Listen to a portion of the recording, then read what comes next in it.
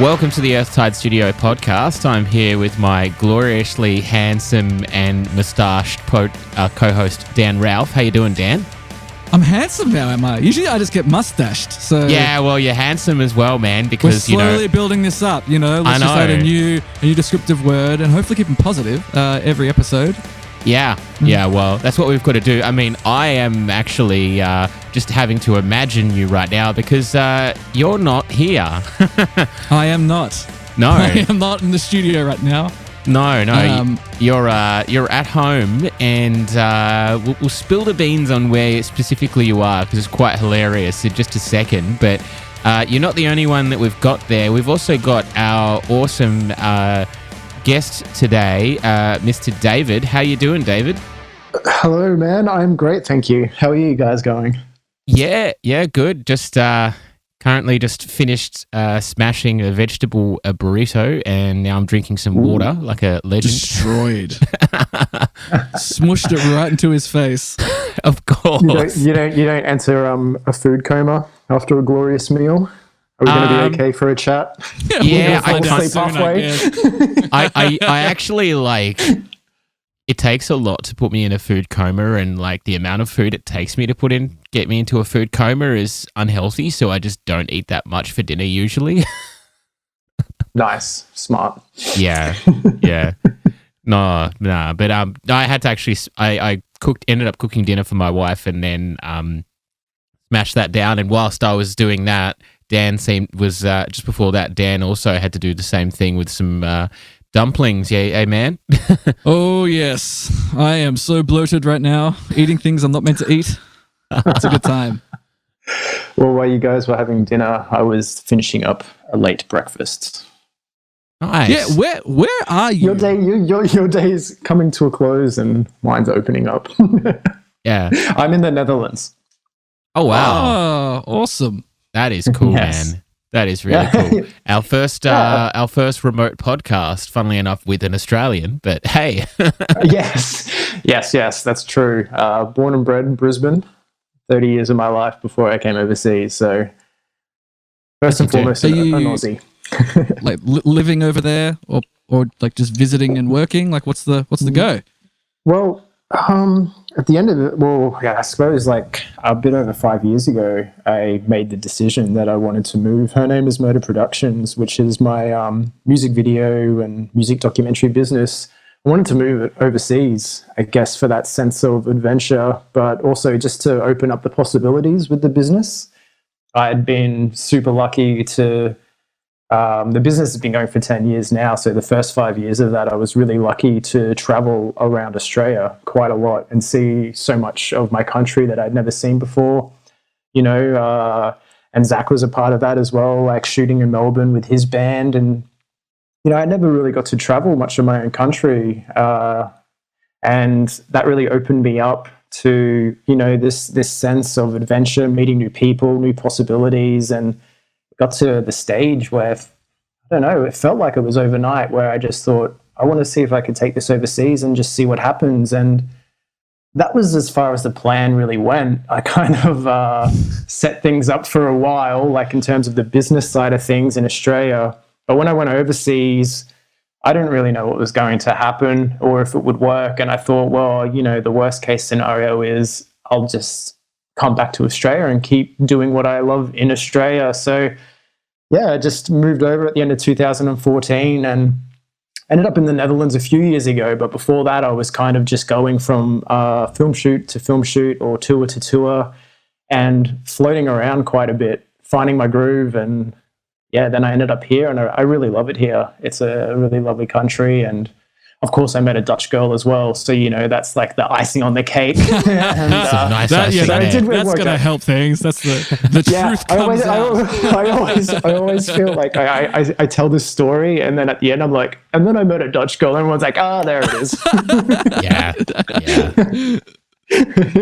Oh gosh, man. I mean, you just sort of like summed it up there in like a couple minutes, but what it really is like a pretty epic story that I really don't know that much about anyway. So I guess, first things first, man, like it would be really cool for anybody listening, and also for Dan as well, for you to sort of hear about, I guess, how did you decide to even get into film in the first place? I always wanted to be in a band. Like, I think, well, first of all, I wanted to be an NBA basketball player because, I grew up in the 90s and it was all about the Chicago Bulls and Michael Jordan. And then I really got into music from my parents first. And then I started discovering music for myself. And that was really my first sense of creating an identity, I guess. Discovering something, on my own terms, investing in that, falling in love with that, and that, contributing towards shaping who I was as a person. And I did the band thing in high school. I kept doing the band thing as well, even when I was at university. But during high school, when I was doing the band thing, I was also really getting into film. And from a young age as well, I really wanted to make action movies. I was really into John Woo films. He directed like Face Off and Broken Arrow and Mission Impossible 2. And I was just like, I remember going to the drive-in. This was in 1996, I think it was. It was a drive-in where I grew up.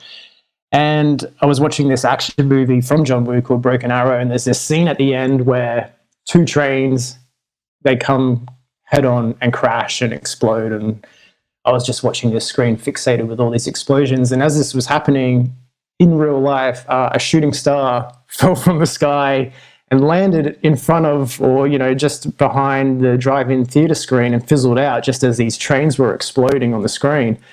I remember as a kid looking at that thinking, that's what I want to do. I want to do that. I want to make action movies. And kind of that's where it all began. And I studied film. And this was at a point in time when it was a bit more important to have a piece of paper to say that you were qualified and skilled in filmography, because when I graduated university, it was 2005. And so it was a different, not that long ago, but in a way it was a completely different world. And I had to think of a way that I could do film, but, also pay the bills and have regular work. And of course, a lot of filmmakers want to be directors and make movies, but even that and doing short films, I realized wasn't such a viable option. And I realized as well, like, I didn't have the passion and the talent probably to be in a band and make that work. So I thought music videos, that's kind of, my two main passions in life is cinema and music. And I was able to kind of combine my two dreams and make a job out of it. And I started Then Her Name Is Murder in 2009 once I finally decided what I wanted to do with my passion. That's sick, dude. Well, I mean, I know that you've always been a very creative dude. I mean, from my experience getting to, have work with you and also getting to know you over that period of time that we did some clips with you, you always seem to be just a very interesting and creative dude. So I can imagine that, like, coming up and going to, I'm going to just change what I'm doing, still within the world of film, but just sort of adjust it to, I guess, quite a different thing. Must have been kind of a bit daunting at first. Yeah, well, from that drive-in experience when I was a kid, from there I pursued film. So like I did film in high school and I did it at university. And then by the time I graduated film school, I kind of burnt out with my ideology and passion for film. I graduated and then I had the chance then to, I guess, pursue something. And I thought, well, I don't even know what I want to do anymore. So I took a few years off from film. So I technically didn't really start anything once I finished my education. So I graduated and then I did nothing for a few years. But that was kind of important for me, I guess, because it took me out of the headspace of the pressure of what do I do? Do I want to do film? And then it naturally just fell back in my lap. A few years later, I thought, this is really what I want to do. I want to do film. I want to tell stories. I want to work with bands. And from there, I guess the pressure was off because because I'd been away from following it for a few years, I then really knew I wanted to do it. So once I kind of decide I want to do something, then it really happens. But if I'm, in limbo land or in two minds about it, I am a bit of a procrastinator. So I had to take that time to procrastinate for me then to really be determined and focused with what I wanted to do. And yeah, now it's been 10 years and I'm at a stage where I just really couldn't imagine doing anything else. Like, this is my life now. And I'm really happy about that. That's incredible, dude. I mean, I can definitely relate to the whole, going and spending all this time and effort into getting accreditation and then taking, a long time before you sort of actually start doing that. Because totally. An interesting little tiny quick segue is that I actually have a degree in sound engineering that I completed in 2015. And I completely forgot about that. Yeah, I have an advanced diploma in sound engineering, and then life happened. Like, I was effectively homeless for a year, and then I had to go through like finding work and being able to have like a place to live and a stable household. And it basically took until I met my now wife before I actually had a place where I felt like I could actually set up a studio. Yeah, man. Like, I actually didn't start doing like the audio thing until sort of like very late 2017, start of 2018, when my mate Chris actually just sort of gave me the opportunity to work as an assistant at his studio. And I mean, I spent the whole time writing songs for like 5 different bands, so the songwriting thing wasn't a problem. But it took me a while before I sort of was able to start doing the whole effectively trying to do the self-employed thing. And it's interesting because Dan sort of he's been self-employed and on and off for a long time, and he sort of went the opposite way to me. Okay. Yeah, didn't you, dude? I didn't get a degree in anything though. I just kind of went and did it straight out of school. You got accreditation, but that was for something else later on, though. But yeah. So I did like guitar building and repairing straight out of school, pretty much. Yep. And then I went and did a mechanic apprenticeship, like light automotive, just working at a dealership and usual servicing and fixing of people's cars, which I'm actually back doing at the moment because of the way everything is with all the virus stuff and everything shutting down. It's sort of like, well, at least I've got something to fall back on in times like this. Exactly. So yeah, but yeah. I mean, it's really fortunate that there is something for you to fall back on as well, because I mean, I also just got like, oh yeah, no, go for it, man. I was gonna say, no, don't worry, you go on. Don't worry about me. I was just going to say, I'm very fortunate to even have any work at the moment. I've got a lot of friends and acquaintances, just a lot of people in general who are out of work, regardless of what industry they're in at the moment. It seems everything is just fucking crazy. Yeah, it is. It's a stressful time, and I mean, when things are kind of out of your control in a way, it really makes it hard to flourish in other areas of your life. It can seem like a very obvious thing to say, but stress can really cripple so many things in your life as well. So it's nice to hear that you have some work to fall back on, so then you can kind of keep pursuing and staying strong in the other things in your life as well. Yeah, actually, we were talking about this the other day, Zach, and we never actually finished this conversation about being creative in whatever field you're in. And how, for instance, we were talking about heavy music, because that's what I'm into, and it's what me and Zach talk about. But in relation to, it's actually harder to be creative with heavy, angry music when you're actually angry, and it isn't until you sort of like come, and then you don't come out of that space, or angry or stressed or whatever. You actually need to be in quite a. What we found with us, we had to be in quite a peaceful mind state and with things going quite well to be able to then go back and channel that energy and those feelings into the creative process. Yeah. Interesting. Totally how it works for me. Like, I very much have to be either like happy or just calm or content to sort of do, especially when it comes to writing music. Like I really very much struggle if I'm in, agitated or stressed or anything like that. But, it's a challenge for me because, like, as you can probably appreciate, David, working as a producer and an engineer, for me, it's like, it's my job, but it's also so creative. So it sort of channels that like vibe as well of me. Like if I'm happy or content, it's a lot easier to work. And, when I'm not, I actually find it like a real struggle. I have to use like a lot of meditation techniques to help me be able to focus, to be actually able to complete the work I need to do. I don't know how you deal with that.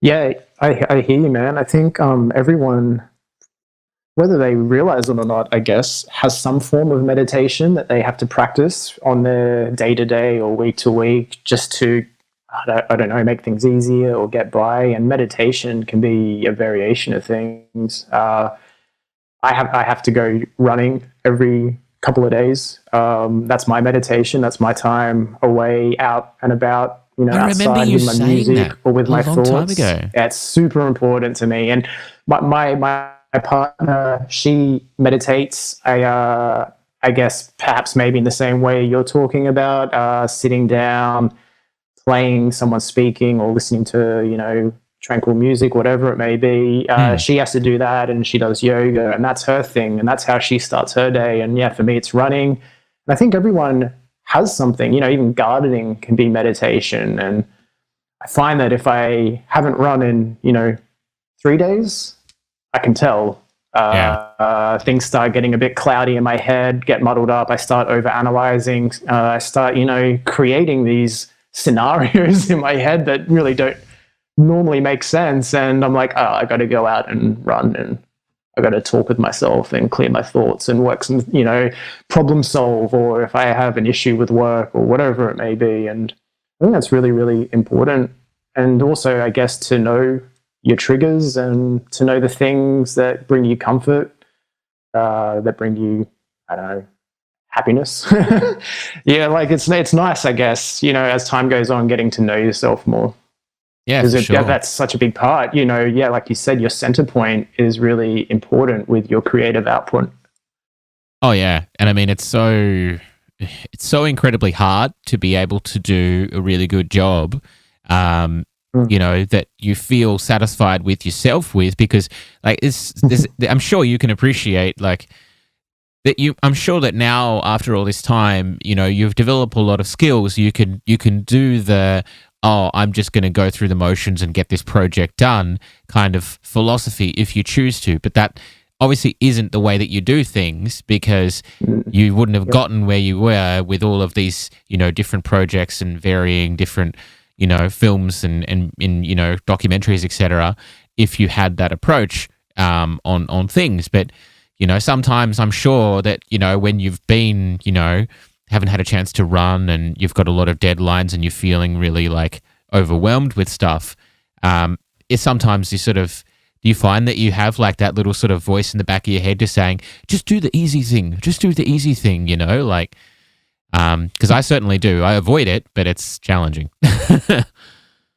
Yeah, it is really hard, that battle sometimes with your inner monologue. And sometimes, you really feel like you don't have a choice depending on client turnovers and deadlines, and then fitting in everything, with family, friends, your own self-care and all that stuff as well. So it definitely can be a juggling act to maintain, I guess, like the balance of life in any case. And then also in working for yourself, I'm lucky that, I spend a lot of my time editing. So I shoot and edit everything, but I spend more time editing because that requires generally more time. And that works nice for me because, I love having a good chat as well, but I definitely pick and choose my moments and how I share my energy, because at the end of the day, I like to be home behind my computer, editing in my own bubble that really caters nicely to my introverted personality. And then doing the shoots and doing tours and meeting new people, doing that every now and then is great then for the social side of myself. So I'm pretty good that I can kind of disappear in my work and get done what needs to be done. And I definitely like to think that I don't just churn out my work. So every project is as important as the last to me, because I really feel like I'm at a stage where I do put myself into my work. I'm really emotionally connected to my work. And because of that as well, that takes a toll. And so whenever I finish a project, I just make sure that even if it's one day, I take a day off where I don't do anything work related before I start the next, project or the next shoot or the next edit. And reset. Yeah, exactly, man. And it's super important. And for me, I found my sweet spot is I just love watching, 90s cinema on a day off, or going on a YouTube binge, or watching, a TV show, something. I guess that's still kind of related to what I do. I was just about to say though, like that. I mean, is it hard to turn that off? Because it's like it is. Yeah. I'm practicing that. My partner has been a really big help with helping me switching off. But it is hard, and I don't think I don't think it's possible for me to completely switch off. But I'm better at it. That's the difference, I guess, when you do work for yourself. The office hours don't apply. The clocking on, clocking off in a way doesn't apply. And then if, you spend a lot of time working from home as well, then that's the next level of that. So you got to make sure that you wake up. Taking your work home with you. Yeah, God. Exactly. I just got even waking up and making sure that you don't wear pajamas all day makes a big difference.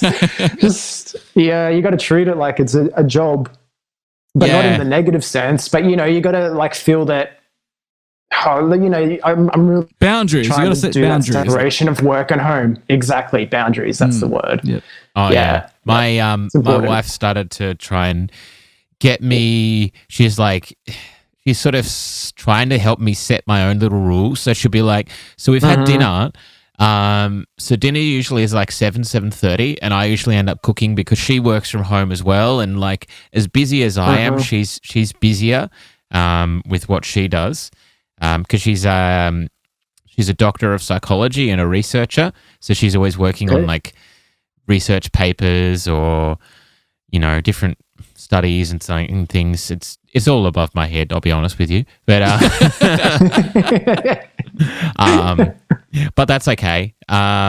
And so we'll have dinner and then just hang out for a bit and just chill out and watch a bit of Netflix. And then I'll be like, it's 9 o'clock or 9:30. I reckon I could go and do a little bit more editing, or I could go and do a little bit of tweaking of that mix or something like that. And she's just like, you could, but your computer's off. So you can't anymore. And I'm like, but I could go back to work. And she's like, no, you can't. And then I start getting on my phone and checking emails or responding. Start getting anxious and fiddly. Is that what happens? Yeah. And I'll start responding to Facebook messages from people that message me through the day that I just haven't responded to because I was mixing or something. And she'll be like, what are you doing? It's 11:30. And I'm like, well, I didn't respond to this person. She's like, yeah. So respond to them tomorrow. It's 11:30. You shouldn't be working at 11:30. And I'm like, but I can, right? Yeah. You have to train yourself to stop and to switch off a little bit, It's hard. It is so hard, because I used to be exactly the same, Zach. I'd just work for, 10, 12 hours a day, and I'd just constantly be thinking about work and constantly thinking about the business. And like you just said, reading and replying to emails and messages at 11 p.m. and midnight. And the second time I came back around to doing the self-employment thing, I kind of came at it with that different view of no, you switch off. You can still work hard and still push for everything, but you've got to set hours, because otherwise it can take over you, and it's just not good for your mental health or your physical health or anyone, your friends and family.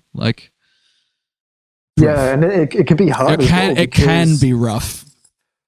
It definitely can be. And, working at night can be really peaceful. That feeling that the world is asleep and it's just you and there's less distractions. And, some people really work well at night. And, so it can be really hard. And so I just try and go with my gut on a day-to-day basis, I suppose. And it really also depends on what's been required of me from, the amount of work I have on me and the amount of projects that are coming up to be released and stuff like that. So I'm better at it some weeks than other weeks. Like, last night I was editing till 2 a.m., but that was by choice because I was just on a roll with something and I was just feeling it. But I used to do that kind of every night in that mid-creative flow. Yeah, and you never get it back, man. And you're like, no, I'll pick this back up. I'll get that vibe back tomorrow, man. I promise. And then, and then the next day you're like, what the hell was I thinking again? This whole idea fucking sucks. We're just gonna throw this in the bin. No, I feel you on that one. Yeah. So I used to work through when I was living by myself and I was single, especially. I would just work through the night till sunrise. I would then just sleep on my couch and get up at lunchtime, work again all the way through sunrise. Living the life. Yeah, and I was enjoying that, and then I realized, I'm technically, I'm doing shift work, and if I do this for the rest of my life, it's probably not going to have too great of an outcome. And I've never been a morning person, but I've been practicing now for a few years my morning routine, and now I have the option, which is nice. I can be a morning person or I can be a night person with work, and I just have to kind of go with the flow. Well, try the best I can. as a morning person, I can tell you that I can work late, but if I don't set myself up properly in the morning, and I ideally, this is insane, but my ideal situation is that I get up and I work out at 5:30 or 6 o'clock, and I start working at 7 o'clock if I can. Okay, you're a madman. But the thing is, I'll also quite happily work all the way up to 1 a.m. Yeah. So I don't know how good that is for my health. Sometimes as well, when you're on a roll, a part of me anyway is just how much longer can I keep working for? How can you kind of push yourself a bit? You're like, can I keep pushing this?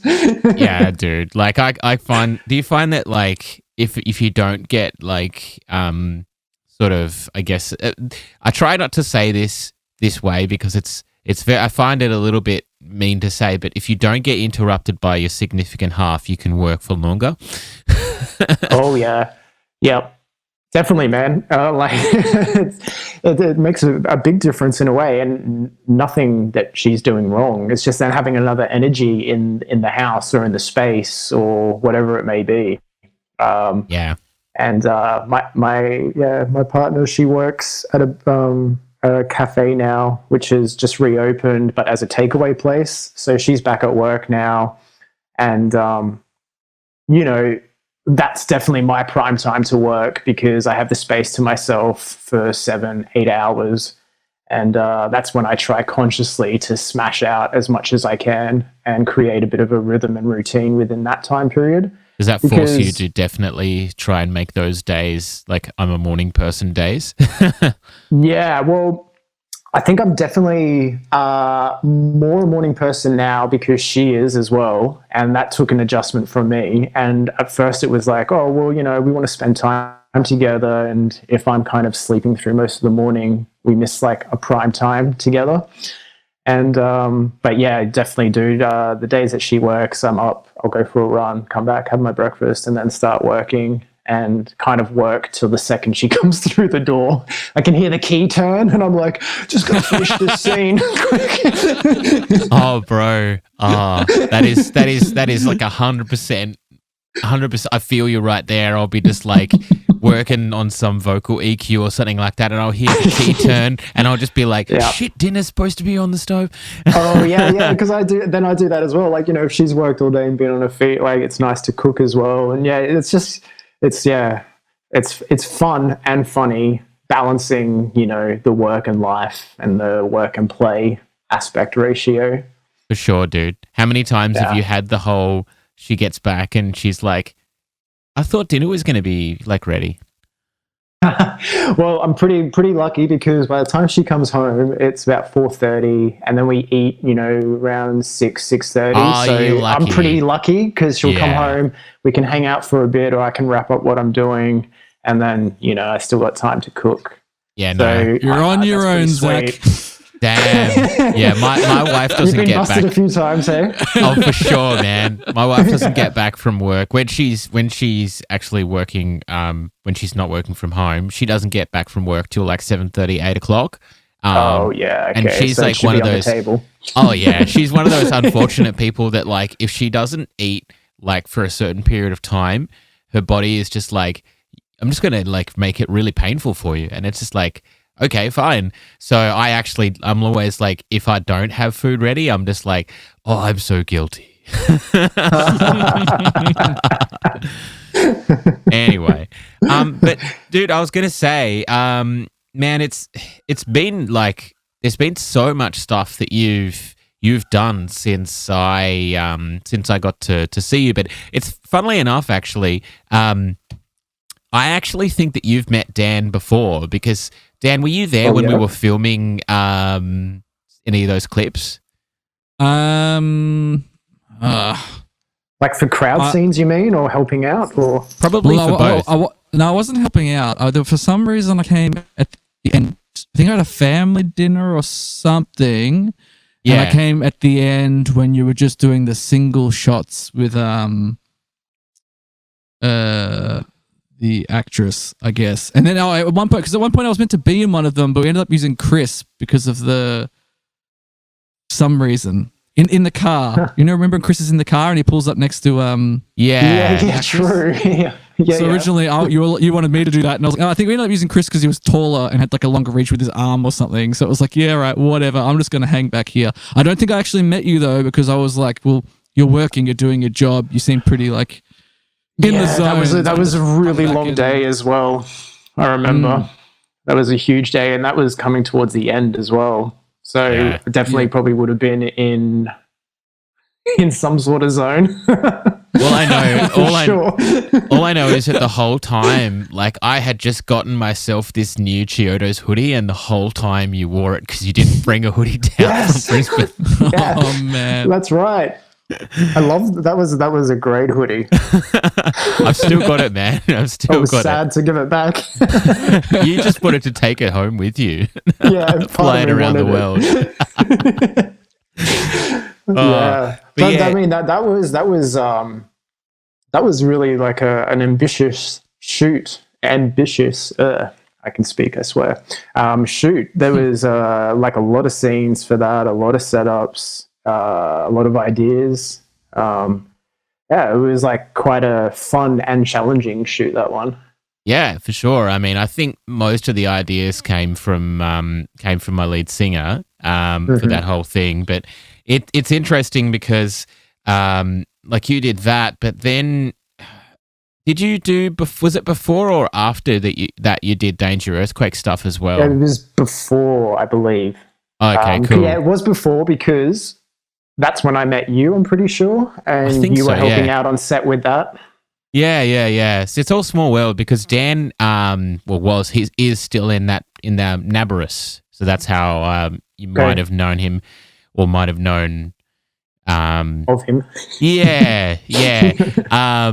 But anyway, suffice to say, that was sort of like, you know, quite an interesting period of time for me, and that certainly shaped my understanding of the way that like film clips with bands can work on a much better level than what I'd done previously. But you know, from there, dude, obviously you went back to Brisbane, and I know that it wasn't like that much longer after you did that was when you decided to go overseas. Was it like a year or two or something like that? Yeah, was that? I think it was 2014. Working with you. Yeah, end of 2014. Yeah. That was my final year in Australia, and I think I knew about 5 or so months before I moved overseas that I wanted to do it. So 2014. Working with Zach has that effect on Yeah, it does. I gotta get out of the country. It makes me want to skip the country. So is the weather nice there? How much would a plane ticket be over to where you are right now? Just just put my finger on a map. Yeah, I just put my finger on a map, and I'm like, oh, cool, I'm going to the UK. Sweet. It was like 2014 was, I guess, at that point in time, my best year with business and opportunities. That I was shooting 1 to 2 music videos a week most of that year. It just really blew up for me, and it was awesome because I put in, 4 years leading up into that of, I guess, what everyone would say, the blood, sweat, and tears. And it was really starting to finally take shape and become self-sufficient.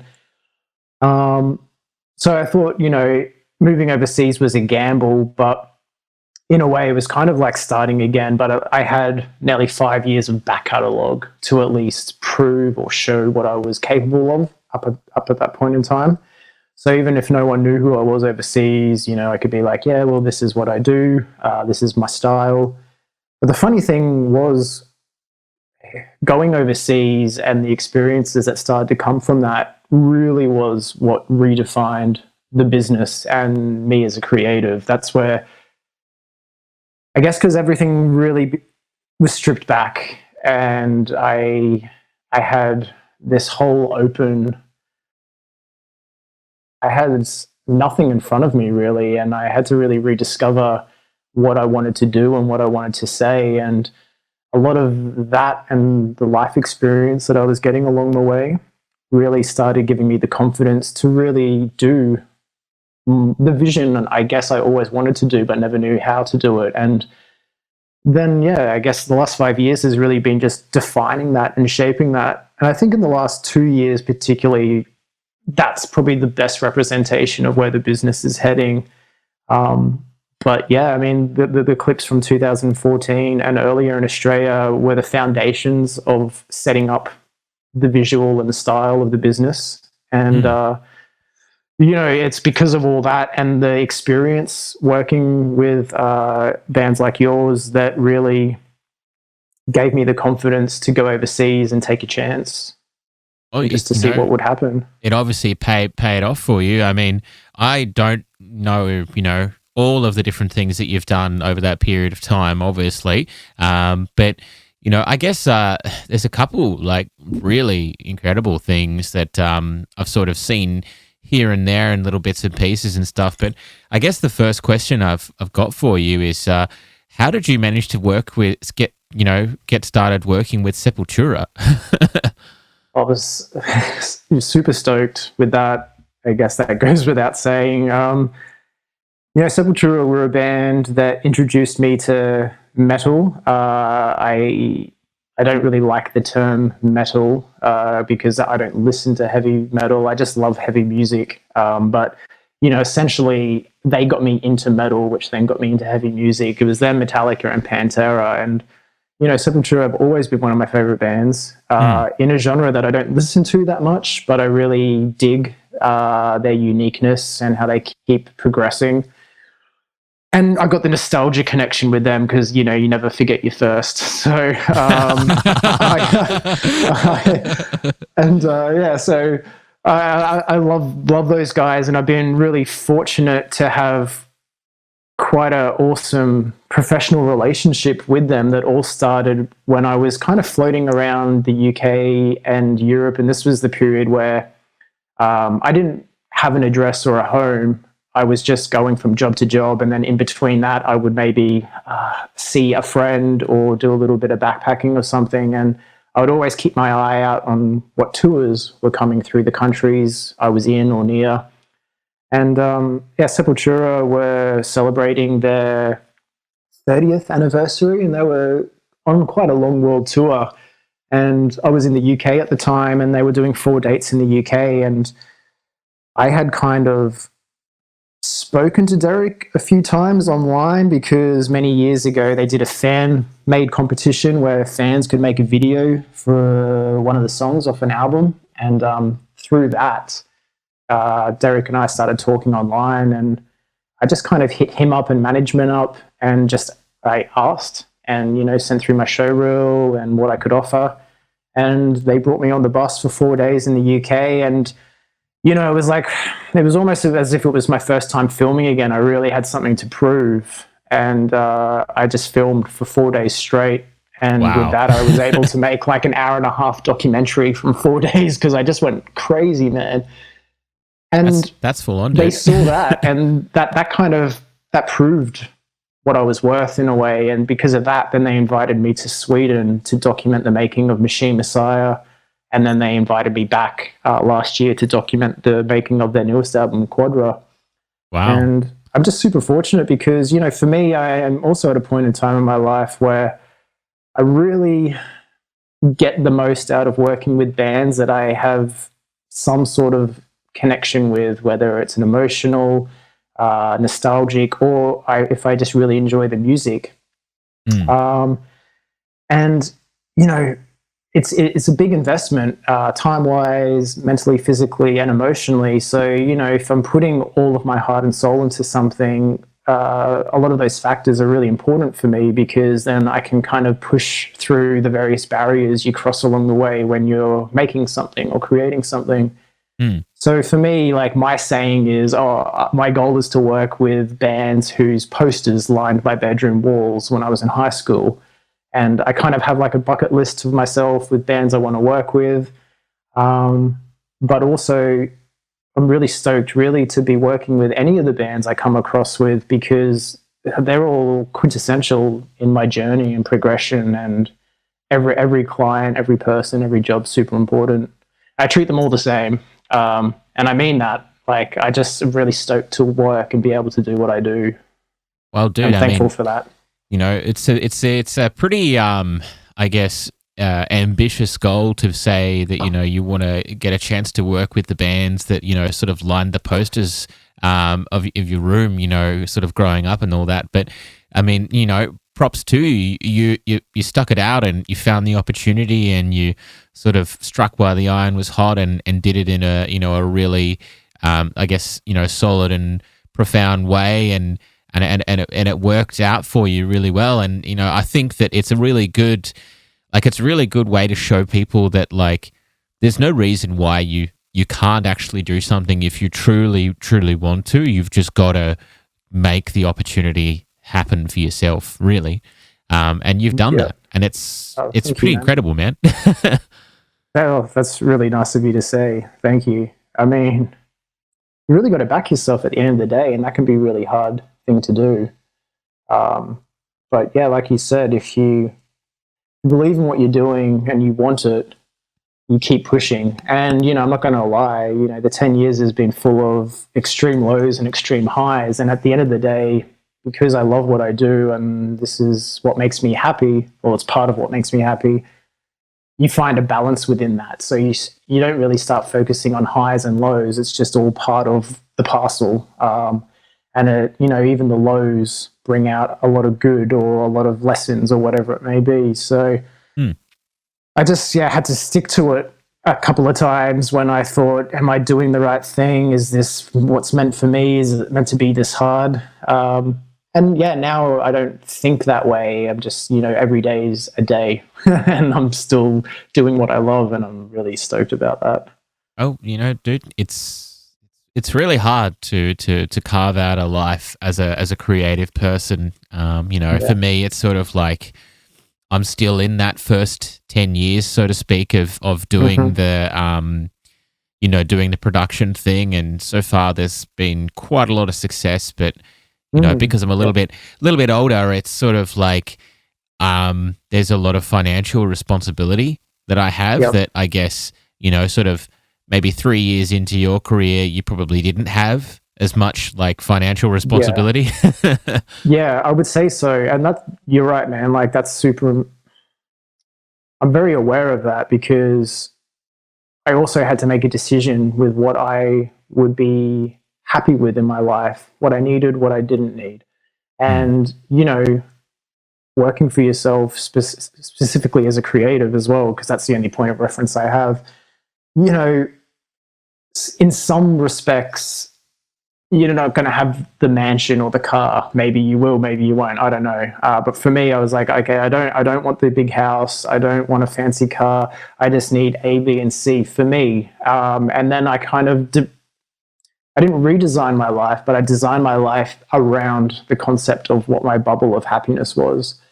And in some ways, maybe that's minimal. But for me, it was enough. And it was also enough to kind of get the business going and rolling. And then, you know, as the years go on, then I could start relaxing a few things or opening up to a few different things. But yeah, sacrifice isn't the right word, but I just had to kind of make a decision what was essential and what was important for me, what was necessary, I suppose.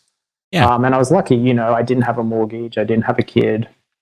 I didn't have certain financial responsibilities, which did make some aspects of starting a business easier because, you know, I just had to worry about myself. And you can always put yourself through a lot more than you can if you put yourself and, you know, your family through something or you and your partner through something, whatever it may be. Yeah. When it's just you can kind of wear the crap. If you know you're going to get through it and there's going to be a hard period, you're like, well, yeah, okay, it's going to suck for a bit, but it's just me I've got to look out for and me that's got to survive. And you can kind of go through a lot of crap when it's just you. You certainly can, dude. You know, I'm sort of in a position where I do have a certain things that I need to do, but I'm quite lucky because my wife is definitely like, she's the one earning the big bucks, not me, which is totally fine.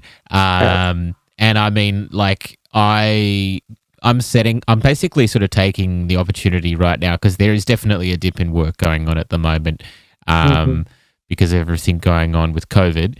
But I'm taking the opportunity to sort of just start to create a whole bunch of things that are going to mean that you know, a sort of, people call it passive income, but I don't really agree with that term, sort of active. Yeah. You know, because you've got to still work to create it, but I'm sort of creating a whole bunch of different assets and tools and things that people who want to learn how to do production will actually be able to have access to. And I'm sort of going to start unveiling all of that over the next couple of months as I get it made. But yeah, it's sort of it's a challenging time, but for sure. But I feel like, have you found that there's been, actually a better question is, how have you been affected by everything that's going on right now? I would have to say not so much, except for the obvious fact that I can't do tours at the moment, and there's, you know, no bands really in studios making albums that I can document. There's also not really music video shoots happening. So that side of the business obviously is on hiatus, I guess you could say, which was a bit disappointing at first because I was about to come out to Australia again in April to do a bunch of shoots. And then I had the European Summer Festival season coming up with some work as well. Cool. Yeah, so, you know, all that, once you kind of saw all those things getting put on hold or getting postponed till next year, that sucked, of course, at first. But, you know, I was mentioning before that a big part of my job is the editing side of things. And I came out to Australia at the end of last year for shoots as well, and also to celebrate the 10 years of the business. And I still have a lot of those projects that are in post-production. And I did a few shoots at the very beginning of the year before everything happened. So for me, I've been really fortunate, really, that life kind of has gone on the same for me from a post-production sense. So normally I would do all my editing and then I would have to go in and out with shoots and stuff like that. So now I just got even more time to kind of edit, which I'm pretty happy about. Awesome. Yeah, I am in a little bit of a bubble. I'm not in denial about that.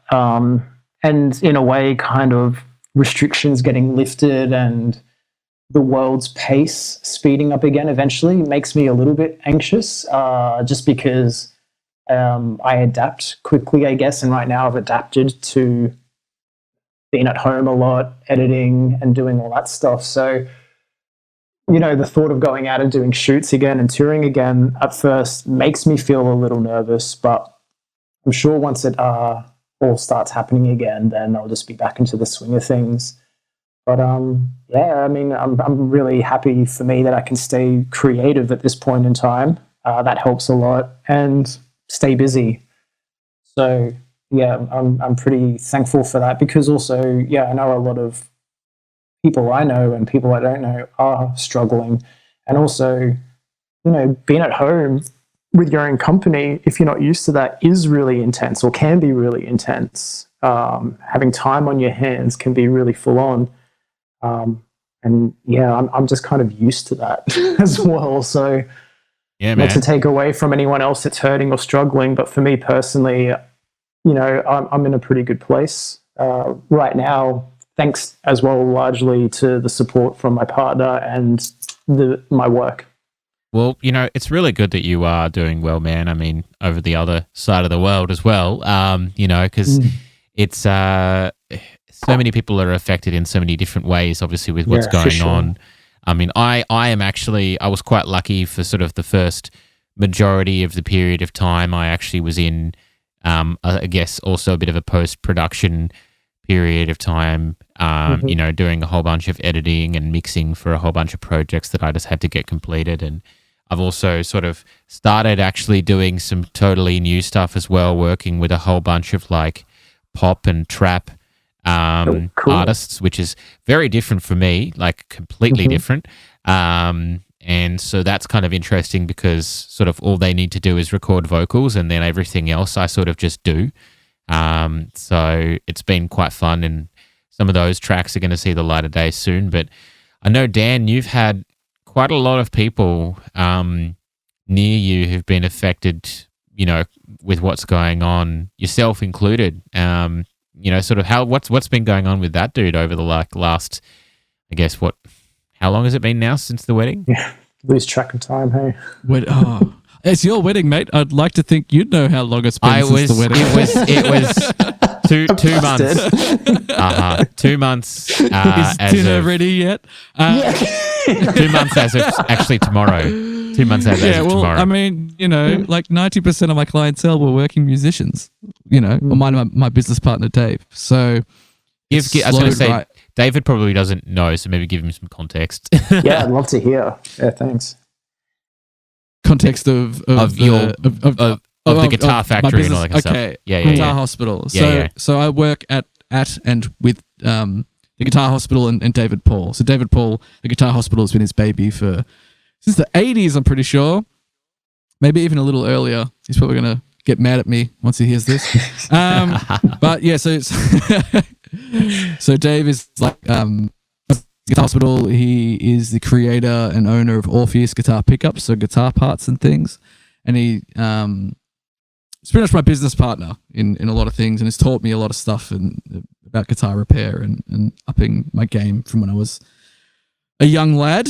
And so most of our clientele are working musicians. That's like being guitar repairers and guitar part makers. So given that all the tours have been cancelled and all the, we don't have any funding in the arts sector already, and everyone's struggling, the last thing someone's going to want to do is get their guitar fixed when they can hardly pay rent or afford food. So, kind of puts a bit of a dampener on things. I mean, obviously there are people in much worse situations.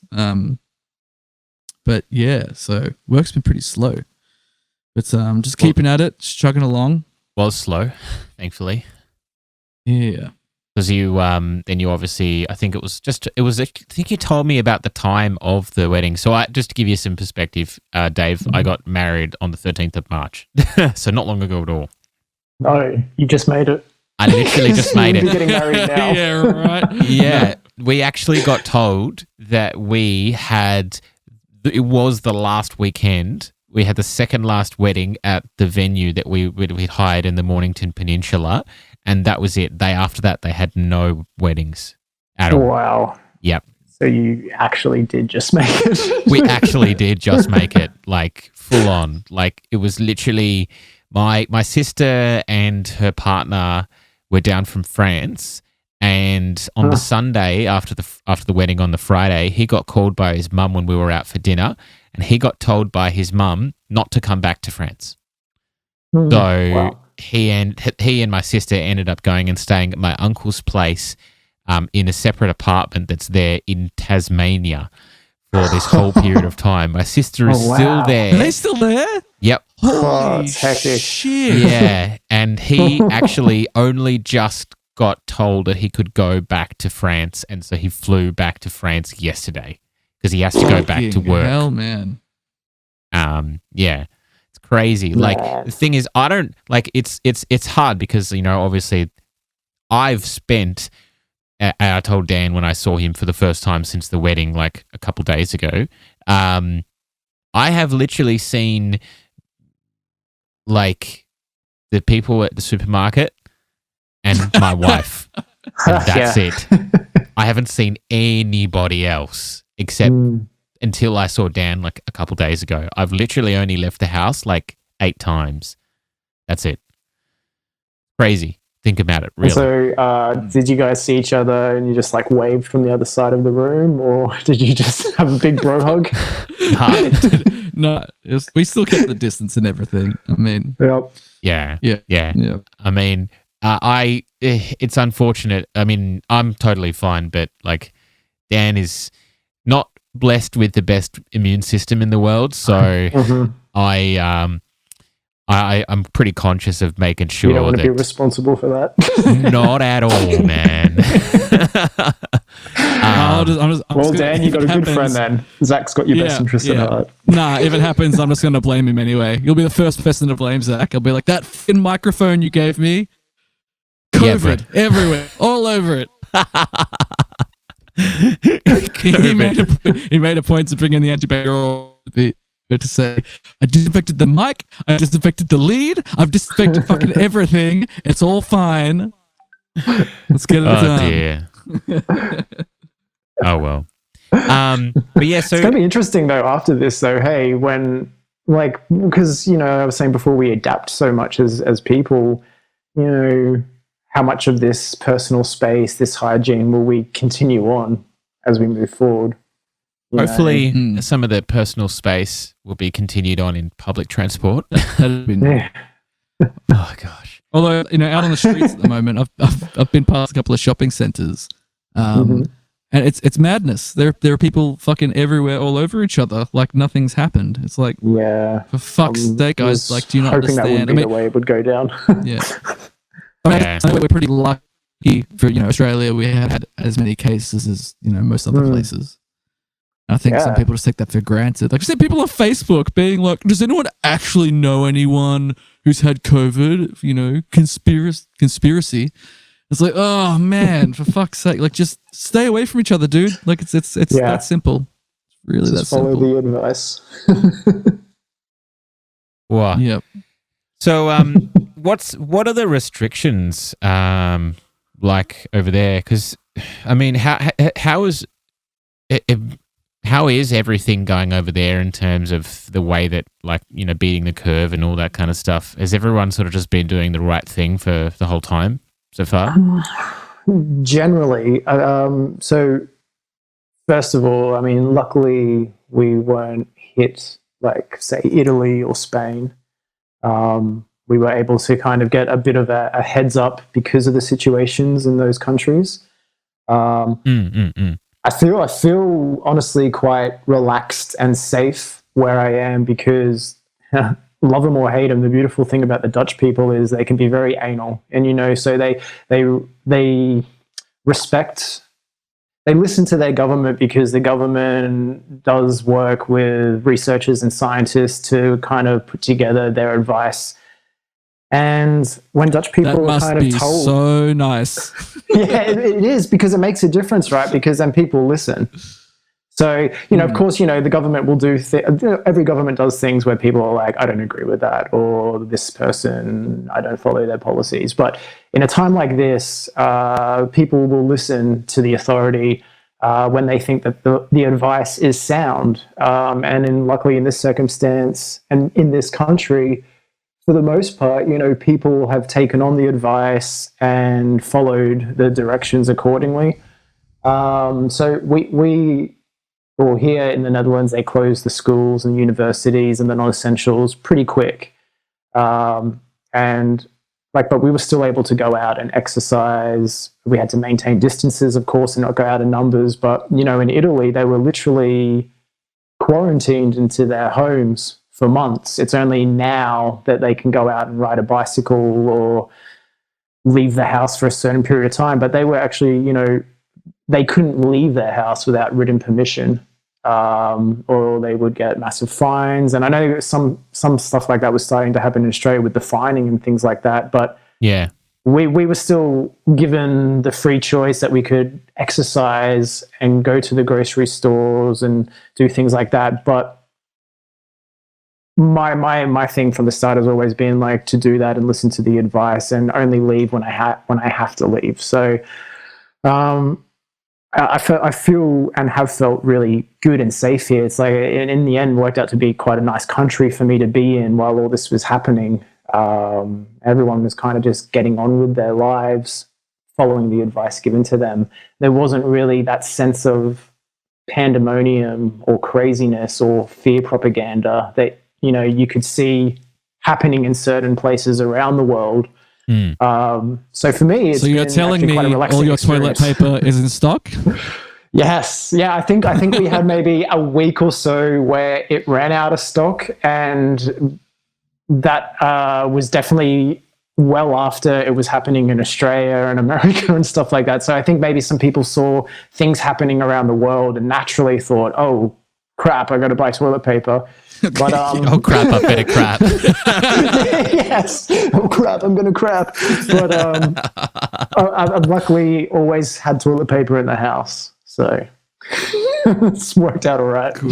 Yeah. I mean, look, the restriction, it's crazy because the restrictions in Victoria have been the strongest out of all of the restrictions in the country, and yet, I haven't really, because you're allowed to go to the supermarket, you're allowed to go to the doctor, you're allowed to go and exercise at any time, and that's it. That's what you're allowed to do.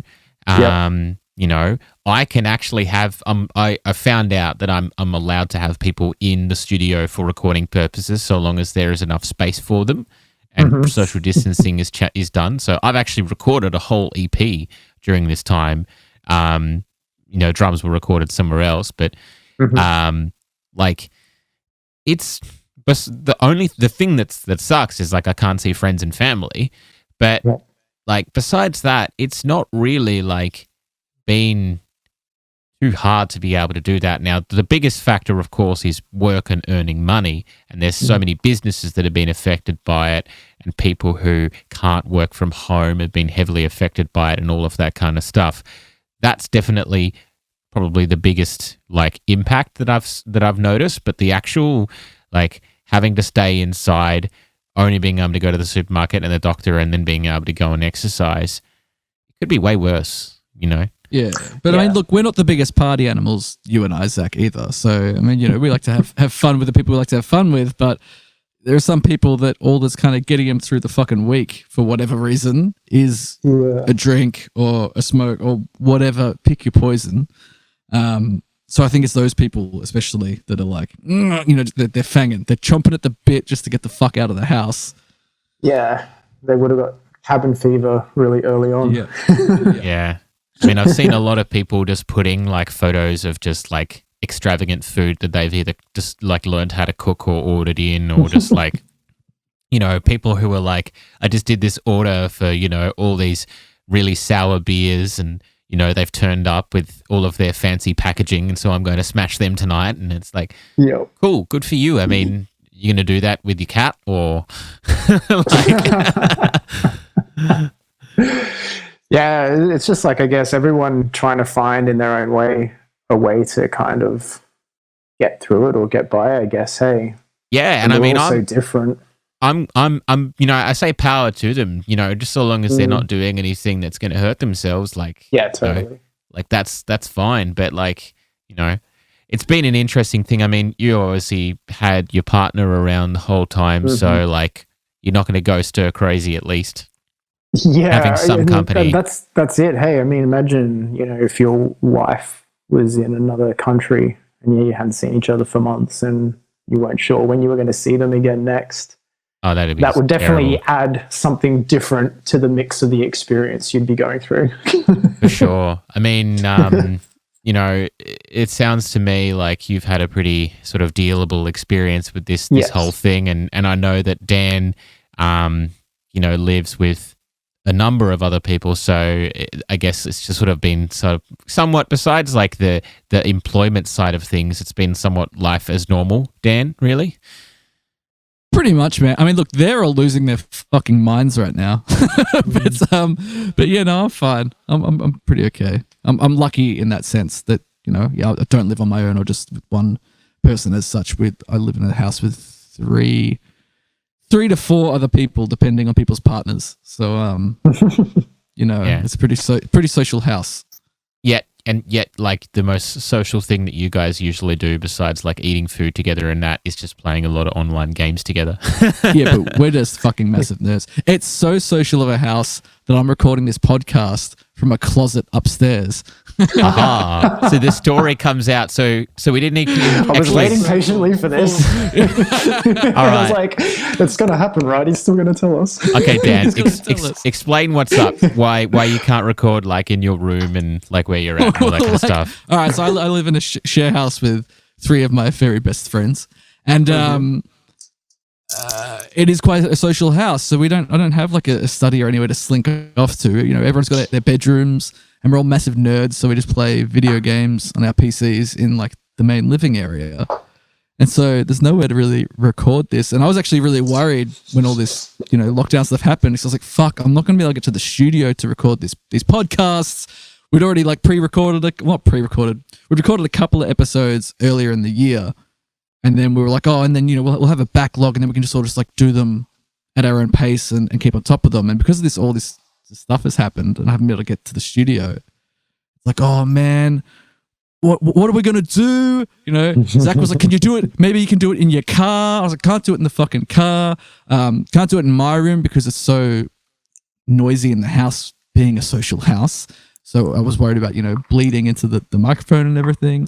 And I think it was your idea, Zach. You're like, why don't you just ask Ben if you can just use his room upstairs? And I was like, oh, that's kind of weird, but no, I'll do that. And then I came up here and I was like, he's got this sort of like open closet area that I'm sitting in right now. And I was like, I'm going to record this thing in the fucking closet. Let's do it. Let's do this. And so what space are we talking about here? How much space do you have? Man, that's a good question. Maybe like 1.5 meters by 2 meters. It's sort of like a walk-in closet jobbo, but without any doors on it. It's hard to explain. But I came upstairs to record, and I've walked in, and he's like turned all the lights off. He set up 2 candles on the inside, lent a guitar up against the wall. I'll post it on the social media stuff. It really has. I'll send it before through. I came upstairs, he's like, the lights don't work, so just don't try and turn the lights on when you walk into the room. And I was like, that's kind of strange, man. But yeah, sure, no worries. Dave, you just check your Facebook. I'll send you the photo that Dan sent me Awesome. now, and you can have a peruse of the sexy setup that he's got going on there. Okay. Yeah, it's some Barry White playing in the background. Yeah, nice. Yeah, let's have a look. There you go. Oh yeah, nice atmosphere.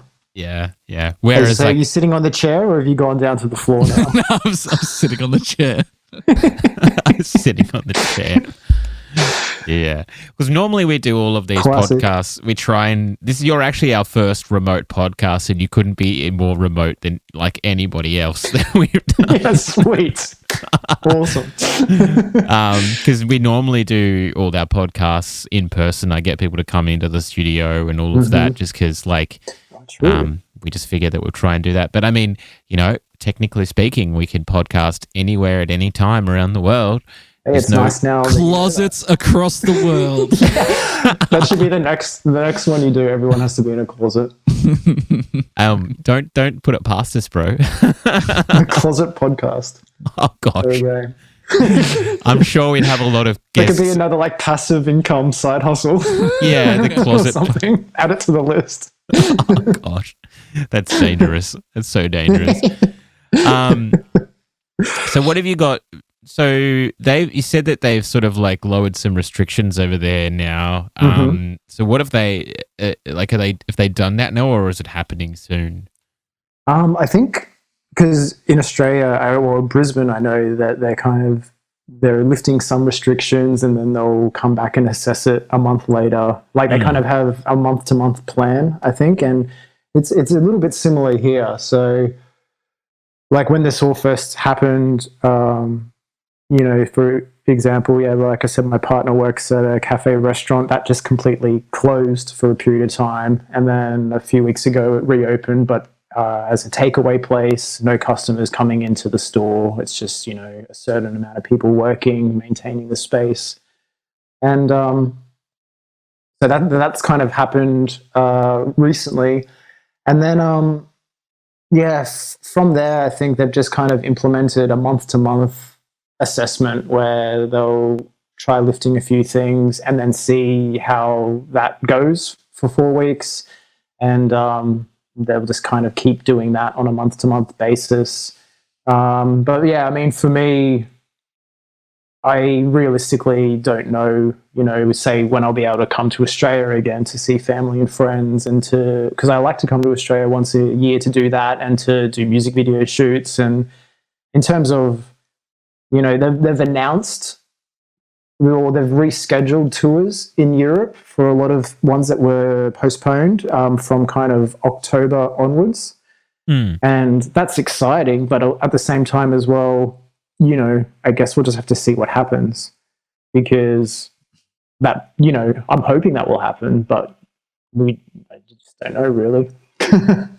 Well, yeah, man. I mean, we'll see how it goes. I mean, I can definitely feel you on the whole international travel thing. I was actually supposed to be leaving for Europe in 3 weeks from now. Yeah, true. To go on my honeymoon for 5 weeks. Oh, of course. Where are you going? Well, we were going to go, funnily enough, we were actually going to be, I don't remember specifically where it is, but it, I think it's because you said Amsterdam, was it? The Netherlands? I'm in the Netherlands. I'm in a place called Amersfoort, which is kind of close to Amsterdam.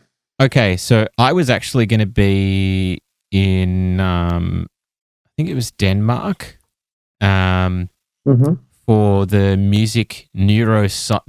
World Music Neuroscience Conference that my wife was going to speak at. Oh, epic. So that was going to be really cool. Yeah, and Denmark's a great country as well. Yeah, dude. And we were going to go to England for a bit, go to Germany and France, spend a little bit of time in Italy, and then a bunch of time in Ireland and Scotland. So basically right now, the impression that we've been given is that we probably won't be able to do that until like June next year. Wow, June next year. Because Australia... That's crazy, right? Yeah, from what I've gathered, because Australia is an island, they're actually... our country's plan, I think, and I'd be happy to be corrected on this because I'm not a scientist, is potentially like we're basically just going to get to the point where we have no more cases and then just not let anyone in. Because you can, if you're an island country, you know, you can just say, no, you can't come in. It's pretty extreme, but like, I mean, obviously you would probably be exempt from that because you're an Australian citizen. I hope so. That's a long time to wait. Yeah, I think you will be. I think Australian citizens are allowed, but I don't think any international people will be allowed for a long time, which is crazy if you think about it. Yeah, wow. Because they definitely said as well, like no music festivals, for example, till next year. Yeah. I'm pretty sure. And so, yeah, these tours that have been announced in Europe again at the end of the year, I guess just have to take it with a grain of salt. But it's a shame, because that also, Australian bands touring internationally, that really puts a spanner in the works as well. And it's a bit hard being in a limbo land, I guess you could say. If you know what you're dealing with, that's fair enough, and then you work with that. But for me, what I find hardest is kind of not knowing the finish line. Even when I'm running, I like to know where I'm going to finish, because then I can, manage my energy levels and maintain. And I kind of work that way in life as well. I can do something for as long as I need to, but if I don't know how long that actually is, it can make it a bit harder to do what you have to do. So something being indefinite, which is kind of what we have right now, can be a bit difficult to kind of monitor and maintain. For sure, dude, for sure. Because it's hard then to make plans, right, for the future. Well, yeah. Especially with like not knowing, will I ever be able to get shoots again in this year, for example, or to go on tours again? That's a big part of how I make money and how I, keep the business going. You pretty much can't make solid plans right now. That's the thing. It's just, exactly. Hope for the best. Hope for the best. Well, we're I was going to say we've been going for quite a while, so I might wrap it up soon. But I'm not going to finish on feeling to make dinner, right? Oh no, dinner was slammed again. I love it. Nothing but love that. That's all right. Slam Tide Podcast. Coming to you from the closet. Oh, I missed you, dude. It's been such a long time. Like, even I was just thinking, what does your voice sound like? The last time we even spoke to each other, besides text or, whatever it may be. It's just crazy how fast time goes. I know, man. I know. I mean, definitely if we're allowed overseas, I might have to make whilst my wife's doing the conference thing again, I might have to make a detour and yeah, for sure. Like disappear down. Yeah, definitely. And likewise, whenever I'm allowed back in Melbourne again. Yeah, hit us up, dude. We'll cool to come see you. For sure. You can come check out the studio and all that jazz and meet Dan in person. That would be cool. That would be awesome. And congratulations with the studio, by the way, as well, man. I haven't got to say it in person, but yeah, it's really great to see. Really happy for you. Thanks a lot, man. It's what was necessary for me. I had that office job as you knew back then, and I had that for 11 years, and I finally just decided to take the plunge with a lot of help from my wife, and it's still a work in progress. Obviously, sort of getting everything sort of running in a a really efficient sort of way, but it's absolutely what I needed to do, and every single day is a massive learning experience doing what I'm doing. Like, there's so much to learn, and I'm just very thankful that I can be, a creative person and do something that I love and help people and occasionally get paid for it. Yeah, totally. And like you said as well, it's really invigorating to continuously surprise yourself or to learn new things within what you love doing. I think that could be a big problem sometimes when you just kind of keep doing the same thing and keep creating in the same vein and not pushing yourself. You notice that when that happens, because you start then feeling a bit unfulfilled. So it's really lovely to be able to keep learning. Sure, dude. We should all just try and keep learning. It's and honestly, like, a big part of that is learning from mistakes. There's so many mistakes that I make all the time, and I just every single time I'm just like, well, cool. Okay, so next time when that situation turns up, I know that won't work, so I'll try something else, and that's just how you do it. And there's not a guarantee every time that everything will go smoothly. There's always something Like it might even be something that you've relied on that's always been super great for you, and then that piece of gear or something just goes, nah, I've had enough. Today is the day I will not work for you. And you're, oh, Yes. yep, yes. And then you're dealing with that. Yeah, you can never take it for granted. No. The only thing you can rely on is your problem-solving skills. That's it. Yeah. Yep. Good Pretty much. Look, man, I might tie it up there just because we've. You're definitely, Dan. Do you think has Dave got the longest podcast award so far? I don't know. I think so. It's an hour and a half now. I'm sorry about that. Hour and a half. Yeah. I feel like there was another one that was around that range, but we may have cut it before an hour and a half because I think literally you were just like, nah, we're stopping this right now. This is it. I mean, don't get me wrong. Like, I'm quite happy to keep chatting on for ages and all that. But mate, the thing is there's no particular rule that like says that we can't, have another podcast with you like a couple months down the line, dude. Yeah, sweet. If you're up for it. For sure. I mean, there's that. We call it catch-ups from the closet. Yes, there we go. Rolls off the tongue. I like it. It does. I mean, there's so many other cool productions and stuff that you've worked on that I would love to pick your brain about as well, dude, and and all that kind of stuff. But you know what? I might actually. I got something that I've been working on as well. That I might send you away so you can have a listen to so that you can enjoy some fresh music. So yeah, cool. That'd be great. No problem, man. I'll send that through to you probably like tomorrow or something like that, which might be sweet today for you. I don't know. Yeah, it still could be. Depending when you send it, it still could be today for me. Fantastic. 8 hours behind, so nice. You can travel through time. You can travel through time. But will you do that with some kind of like really cool like shoulder pads and some hip 80s reference? I don't know. Ooh, maybe. Hoverboards. I'd probably try and find some way to turn it into some 90s reference because that's just where I'm obsessed with. That's all right. I mean, I was a little kid in the 80s. I was there, but yeah, man. I mean, I was coming into my own in the 90s. I'm an 85. I'm an 85 boy. I think, Dan, you're an 88, aren't you? Or ooh, I'm 84. 89. Oh, there you go. So we're all in the 80s. There you go. Yeah, man. So we all get why the 90s is the best thing since the 90s. I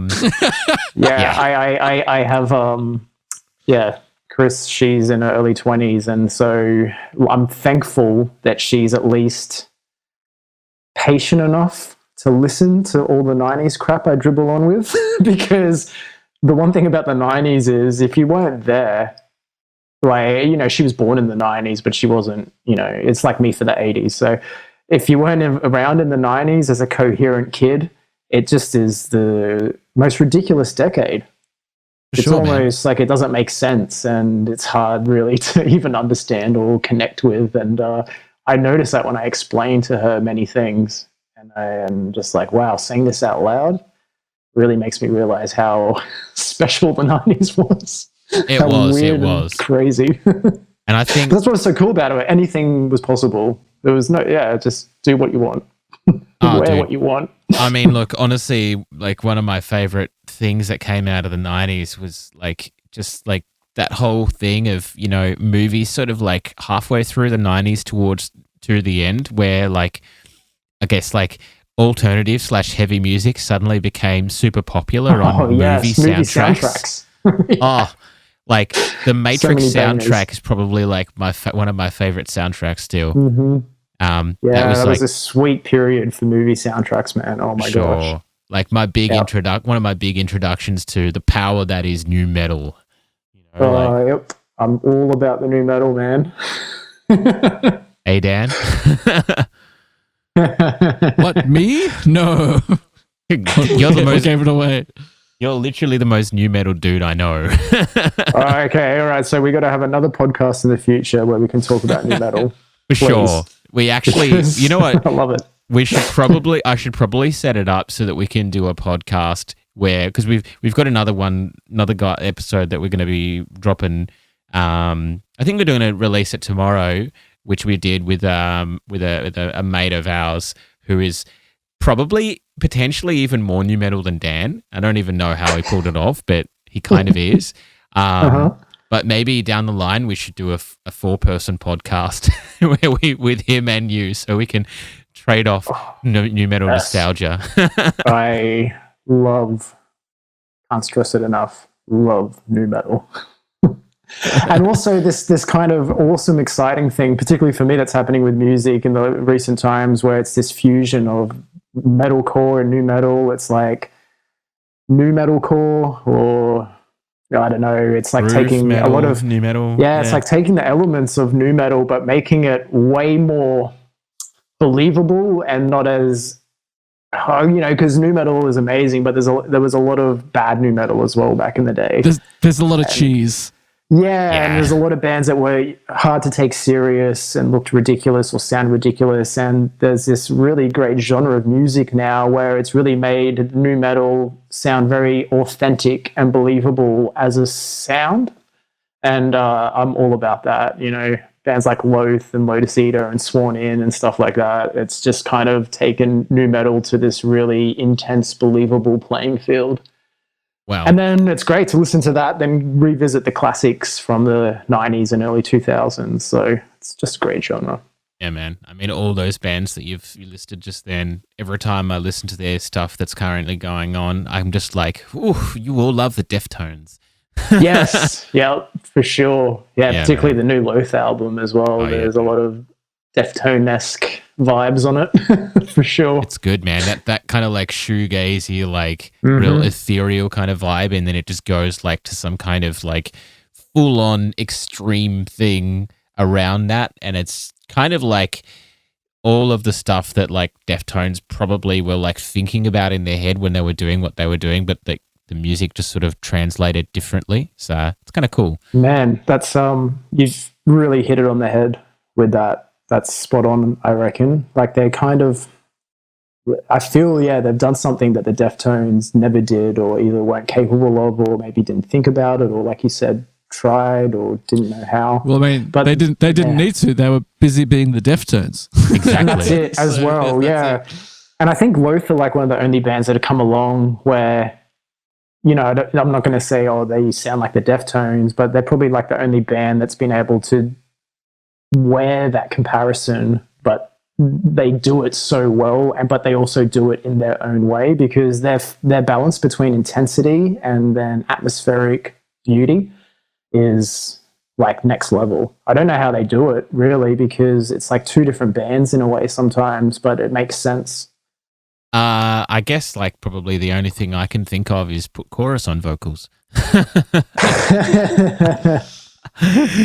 Nah, I mean, look, there's so much more to it than that, but that's definitely a thing that the Chino was doing for quite a while with his vocals, and it was like he had that kind of like ethereal kind of voice that made it work like that, and so you can't just do it with anybody. You've got to have the voice for it. Yeah, for sure. Anyway, man, look, we cool. We might leave it on the high of Deftones, and new metal. That's great place to end. It is a great place to end. I mean, that's because then we have somewhere to pick up next time. Sure. Lead the charge, Deftones, going down the new metal route, and then we can get like a bit of a biscuit segue, and then it'll be great from there. Nice. Awesome. And the next time we chat, maybe the new Deftones album produced by Terry Date will be out. Oh, yeah, don't tempt me. I'm excited about that. I'm excited too. Awesome. Thanks so much for having me. And it was, nice to meet you as well, Dan. You too, man. Hopefully I get to see you in person if we're not quarantined for eternity. Yes, one of these days. Yeah, nah, we'll but see what happens. We'll make it work, dude, for sure. But we really appreciate you, sort of giving us your time, dude, for this, coming in and having a chat with us. I'll let you know when we're putting this episode up and all of that jazz. We'll leave it there, and I'll let you get started with your day. And I'm probably going to go and get some dessert. Cool. Sounds good. Enjoy. I will, man. All right. Well, you take care, and take it easy. Cool. Likewise, guys. See ya. See you, dude. Gotcha.